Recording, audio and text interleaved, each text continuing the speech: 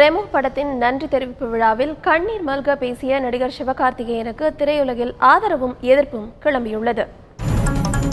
October 7ஆம் தேதி வெளியான ரெமோ படக்குழுவின் நன்றி தெரிவிக்கும் சந்திப்பு சென்னையில் நடைபெற்றது.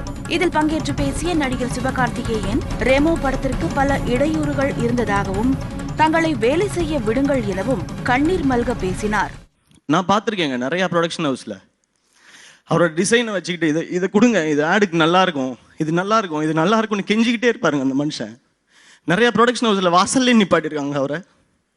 ஆனால் அந்த கம்பெனிக்காக மட்டுமே வேலை செஞ்சிருக்காரு. ஏதாவது சொத்து இருக்கான்னு கேளுங்க அந்த மனுஷன்ட்ட, சொந்தமாக கார் இருக்கான்னு கேளுங்க அவர்கிட்ட. இந்த படம் ரிலீஸ் வரைக்கும் எவ்வளோங்க பிரச்சனை கொடுப்பீங்க? யாரெல்லாம் கொடுக்குறீங்கன்னு உங்களுக்கே தெரியும். எவ்வளோ கொடுப்பீங்க? இல்லை விடுங்கண்ணே, நான் ரொம்ப நாளாக கஷ்டப்பட்டு இருக்கேன்.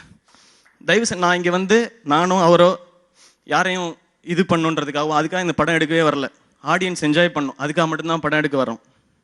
அதுக்கு வேலை செய்ய விடுங்க, கெஞ்சி கேட்டுக்கிறேன், வேலை செய்ய விடுங்க, அவரையும் சரி என்னையும் சரி.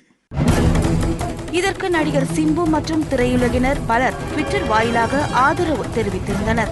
ஆனால் நடிகர் சிவகார்த்திகேயன் 2 தயாரிப்பாளர்களிடம் முன்பணம் பெற்றுக்கொண்டு நடித்துக் கொடுக்க முடியாது என கூறியதால் அந்த நிறுவனங்கள் ரெமோ பட வெளியீட்டிற்கு பல்வேறு இடையூறுகள் ஏற்படுத்தியதாக தகவல்கள் வெளியாகியுள்ளன.